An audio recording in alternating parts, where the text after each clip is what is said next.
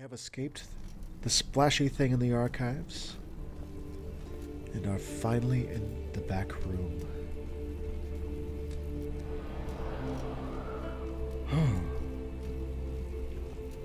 So the wind, I think, blew that door open.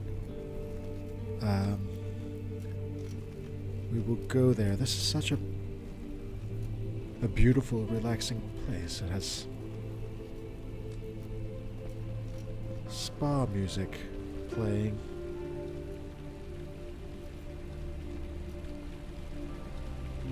It's relaxing until you realize that the fountain is a person with a centipede spine and demon wings inside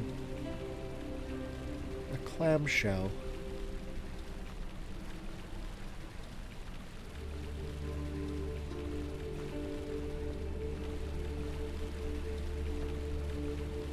Realizing that it really changes the whole ambience, doesn't it? Yeah, second splash with the best of them. Take that splashy thing. Alright. These are the eagles. I guess the esteemed Baron Alexander is a member of the proto-Nazi cult, or whatever it is, the Order of the Black Eagle, something like that. Yes, let's investigate it here, see what's going on. You have an ascending room. Will it take us to the inner sanctum? It will definitely take care of the vertical part of our journey. So, you have ridden an elevator before? Yes, the Colosseum at Regent's Park has one. It takes you to the gallery where you can view the panorama. Good. This ride might be a little longer, and in the other direction.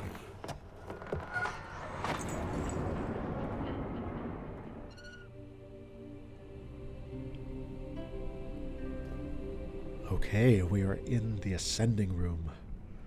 The lift. Of course, it's not working. This is a descending room. This only goes down to the inner sanctum. Oh, that's the way I remember it going. Okay.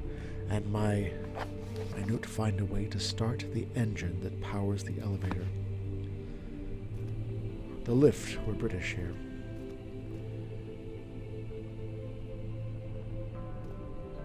This is nice, like, tapestry to have in your ascending room. It's really the nicest elevator I've ever seen. In such a majestic setting, too, isn't it? It's really showcased here. Okay, let's go to the machine room and fix it. No. The machine room is locked. Find the key that unlocks the door leading to the machine room. And I guess once we repair the inner workings in the machine room, we can find a way to start the engine. I suppose those are the one and the same thing. Yeah, gear on that. Such an ornate place. Alright. Where can we find a key?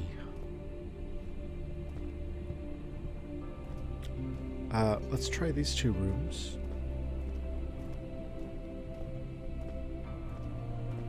Banners. I wonder how old this castle is. The study. There are studies all over this castle. Herbert's trunk was wrapped in rope. The lock had been broken by thieves, he assumed. He wondered if anything had been left, considering all the hands it had passed. I wonder who Herbert is. And this is not a study, this is a hallway. This painting is everywhere. I've seen this painting so many times in this castle. Okay. Try. I have no... Go to Tinderbox. I have no oil for my lantern, though. So I'm on the lookout for oil. There will be oil in a study, you would think. People writing by late lamps. I don't see anything else that I want. Maybe something in the chest. Yes, a tinderbox. Good. Not a whole lot else that I want. I don't think. It's a bit dark, I guess. This is more of a study. All of these places have been torn apart, haven't they? Been torn apart. Crystal clear sanity. Why is my vision blurring then? It's very light outside. There's a lot of moonlight. A lot of moonlight outside. Okay, let's read this note. Letter regarding the discovery of an orb. To my most trusted student and friend Johann Weyer. I wonder who that is. It's not Alexander, but it's in his house. The most remarkable thing happened as I was traveling through the Prussian woods this summer. I finally found one of the orbs I've been looking for the last 20-odd years. It is as inexplicable as the Heliodromus described it in the Hortus Conclusus. Okay. It was as it was told about, an underground Mithraic temple crowned with the unearthly artifact. The orb was big enough to fill my cupped hands, and the texture was smooth and jagged, its color washed while rich. Contrast is not enough to describe its nature. It was an impossibility, an artificial paradox captured within stone. Really? So is it glowing? It's an orb. It's a circle. I was staying in a nearby village called Allstadt, investigating one of the antiquated trails, when I finally found the cavern. Now we know that Allstadt is a hamlet near to this Prussian castle. It's a little hamlet filled with people who are suspicious of this place. I went inside, and suddenly I could verify the truths of these enigmatic artifacts. They were real. As you can understand, this is the most important discovery of my life, but it has also become my greatest fear. As I entered the underground chamber, I could feel that I was trespassing. Because of my curiosity, I did my best to fight these instincts and fetch the orb from its place. I scrambled out of the chamber and into the woods. I could sense something was following me. It bayed loudly as it closed in. The beast, this guardian of the orb, was relentless in its pursuit. I made my way to a nearby ravine where I stumbled upon some men fishing in the lake. I tried to warn them as I passed, but fortunately they remained as I continued my escape. When I heard their cry of pain echo through the valley, I felt such a tremendous sense of relief, thinking I would be spared. Suddenly a blue shimmering light engulfed me, and the colors of the forest were washed away before my eyes. I kept running through the bleak surroundings. The trees had turned charcoal black with leaves of cinder, the ground covered in murky water. I pressed on through the drenched land as the glowing ember gave way to the rising wind and rained on me. I could hear pleading screams in the distance, and I joined in as pain and fear overtook me. I fell to the ground, grasping for air. This certainly must sound strange, but I had been carried miles away across the Alps to a grassy field outside Genoa. The guardian had taken the orb from me, but still until this day I fear its return. Sometimes I lay awake at night, listening for the howling cry I heard in the forest. It has been nearly a decade since that day, and I still haven't been able to write about the incident. A decade since that day. Didn't he say that it was something he had found this summer? Huh. It has been nearly a decade since that day, and still haven't been able to write about the incident.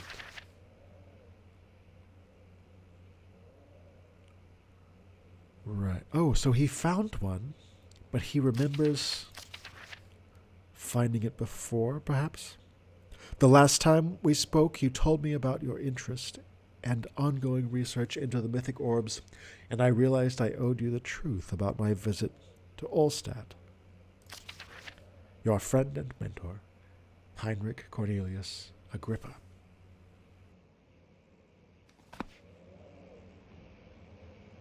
So when we read the lore before in another of the libraries, Heinrich Cornelius Agrippa was an erudite who came through the town of the hamlet of Altstadt, and no one ever saw him leave. And he disappeared, even though he was known to have died in Paris many years later. So that's what happened.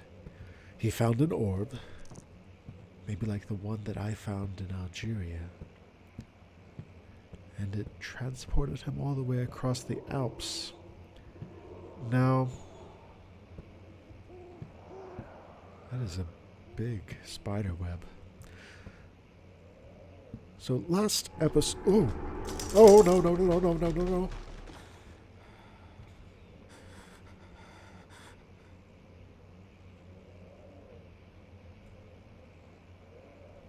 Huh.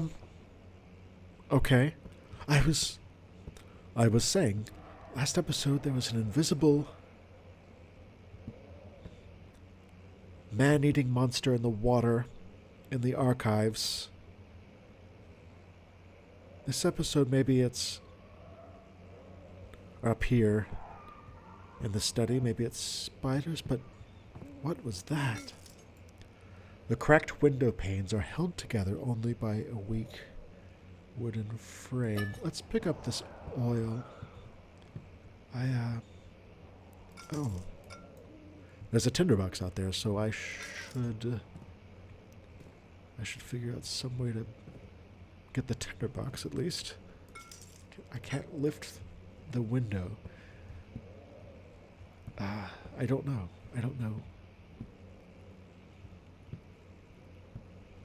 Let's check out this room. It seems like... Oh my. Something has been happening in here.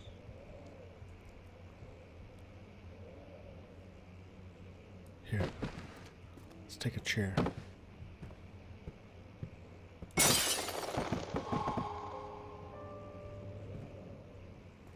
Yes. Step out onto the ledge and grab the tinderbox. You know, it's so peaceful out here.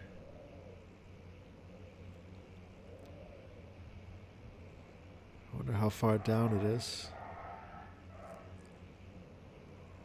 Is it pretty far?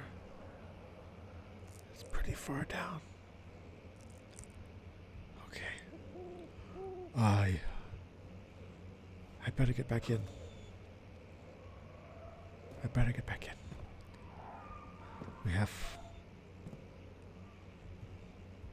We have a task ahead of us. We have to find Alexander von Brandenburg. But first, this is not a study. Let's see what you have to offer.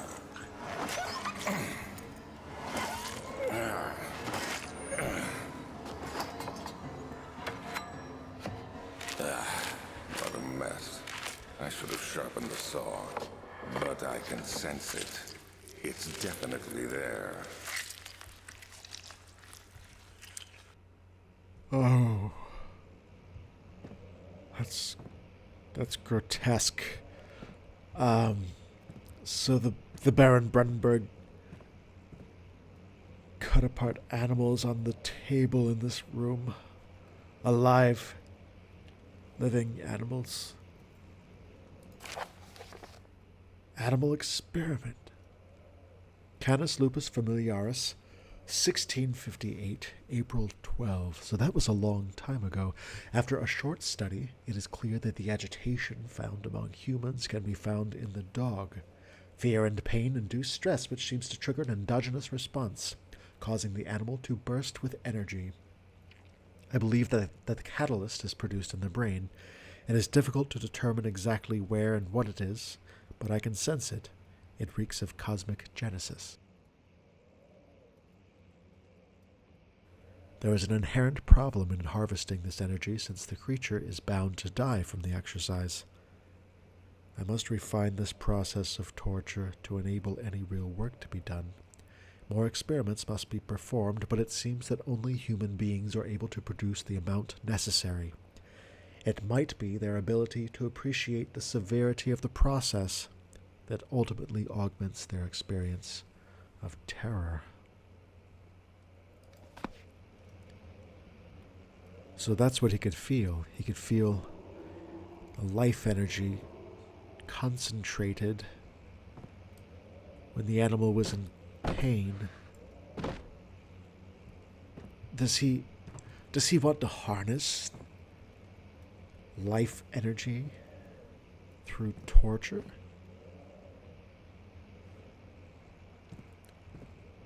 Okay. Chambers of the human skull. Understanding locomotion. You know, this is like... It's like exploring Hannibal Lecter's library. All of these diagrams only helped him to take people apart. The canine spine. Okay. Anyone home? No. It's a headless statue.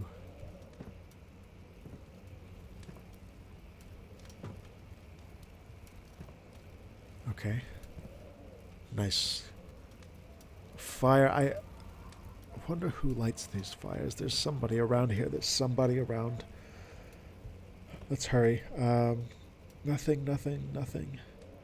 No tinderboxes. Oil. That is a frightening looking statue. Painting. A. Is that A for Agrippa? Is that Heinrich Cornelius Agrippa? I don't know. What is this? More locomotion, I'm sure. Let's read our note. The Baron Brennenberg's note. Anatomy Frontiers. 1658, January 9. Further disappointment. The antiquarian's latest findings yielded nothing. I'm still unable to grasp the inner workings of life and its relation to the power I sense within it. I shall pursue more books on the subject, but I suspect it will be in vain. Since no research has been made in my particular interest, I must attempt to fill that void myself. Clearly, humans emanate more of the energy I seek, but I hope animals will suffice, as they would prove less of a hassle to acquire. 1658 is when whoever it was wrote that. It's much later now. We're in the 1800s. 1830s or so. Yeah. 1840s. And we know that he's graduated on to gathering humans. Oh! Oh. Okay. Yeah, he's graduated to gathering humans. He definitely has. Oh, no. Oh. Let's leave the study. Let's leave this place. Okay.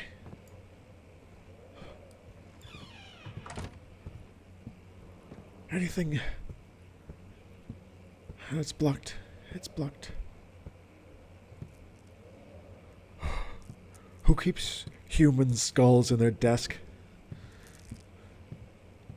Who keeps human skulls in their desk drawers? Oh, I guess the same person who saws apart living dogs on tables and the studies. Oh, I, I want to run. I want to run. Back hall. Back to the back hall. Is this another dream, he thought, and screamed at the top of his lungs. Oh my. This music does make me feel better until I think about what's in there, and what happens in there, and what the man who owns this place has been trying to do, and I see this fountain.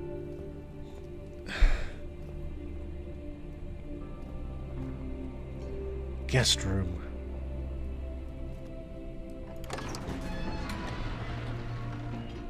He returned the teacup to the saucer and picked up the orb as one would an apple and pondered on the strange happenings. My journal is gone. What would they want with my journal?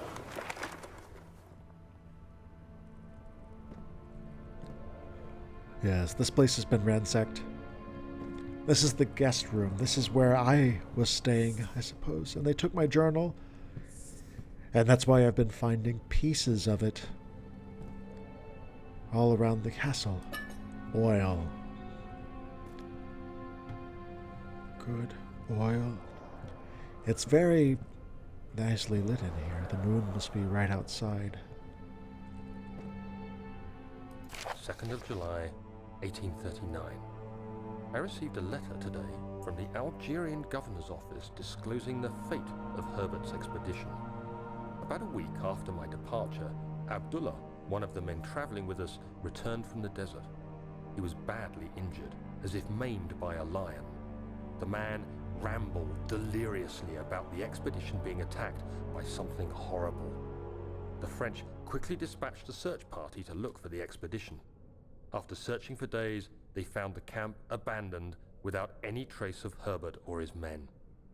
Tomorrow, I'll retrieve the things they recovered from Herbert's tent at the customs house. I don't know what to make of it, but I'm worried for him. Right. So my traveling companion, I suppose, Herbert, didn't make it back from Algeria.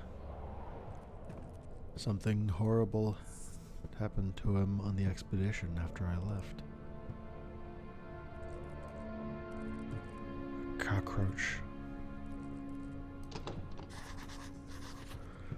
The door is stuck due to a broken lock.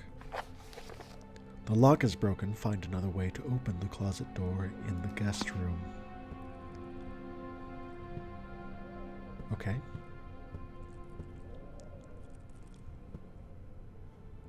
It is a giant cockroach. Can I smash him? Of course not. Cockroaches always survive. This is wine. That's not blood. It's wine. Tinderbox. Another broken bottle. Clothes all in a pile.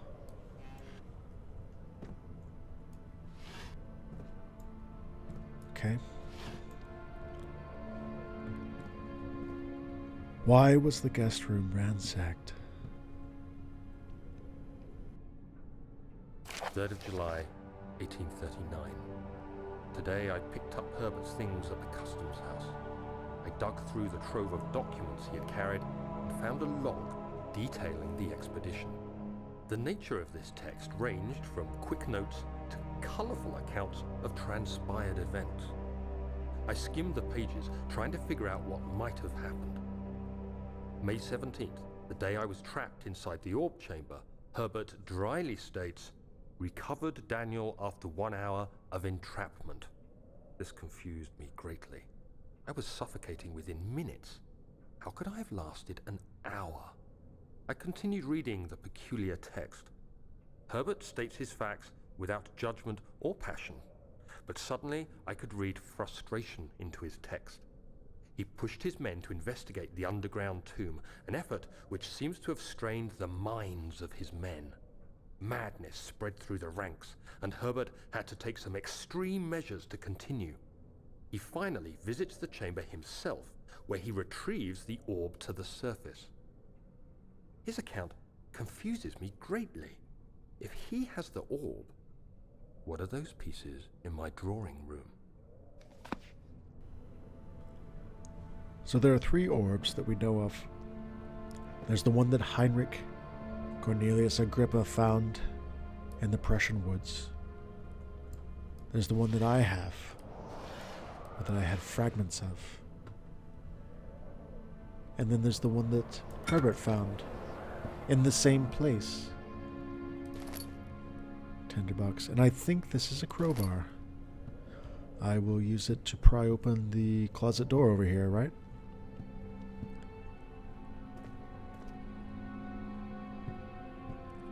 This painting was also in other places throughout the castle. That cockroach makes noise, doesn't he? Good. Pry it open.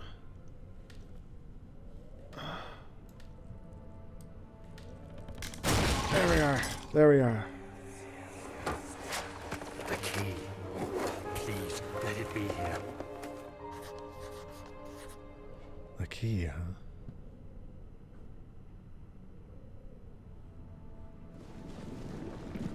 Right. Well, the whole place has been ransacked. Obviously, there's something there. Thank God, there it is. I guess it is a good place to hide it then.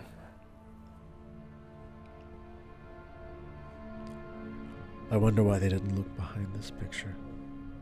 Good luck. Good luck. It's inside a bottle.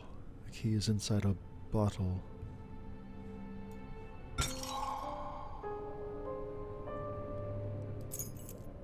Good. This is the machine room key. Good. So now I can fix the lift. Check out these wardrobes. Oh! Oh! Oh! Oh!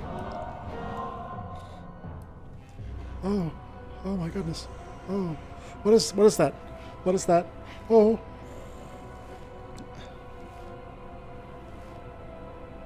Oh God! What is that? Can I peek? Can I peek?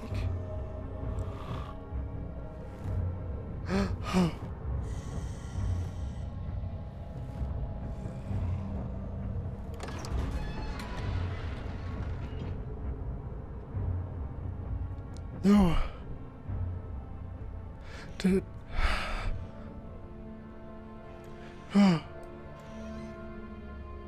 Oh, I heard it coming and I hid. I have the key and I hid.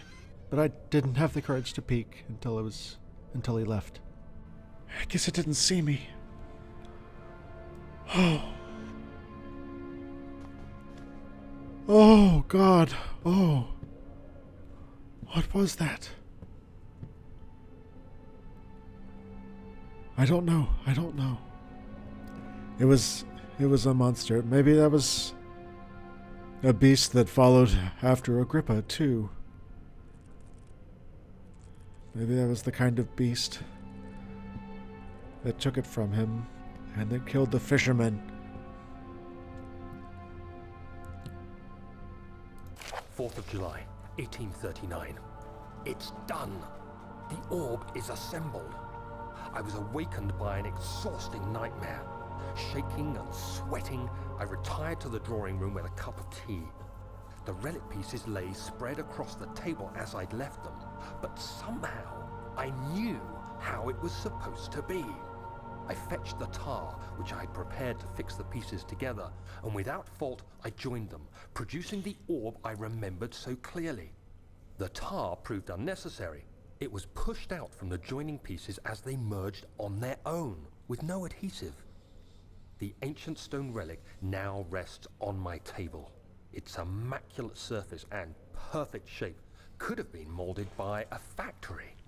This is all too strange. It is too strange, and now you have a beast chasing you. A beast and a shadow.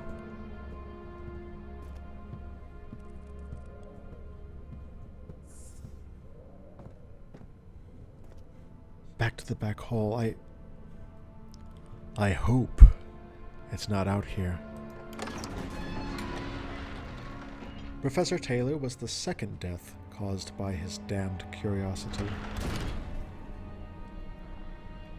Okay. Oh, there's blood. Oh. Oh. Oh, there's... It's a torso. It's a torso. The beast left a torso on the balcony. Look at that fountain. Oh, no, it's more people parts. Oh, okay. I think that's... Maybe it's a warning.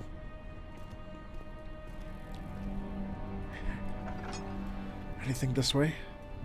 And oh,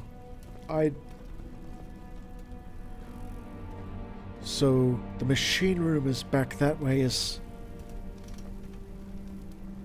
Do we have to visit storage?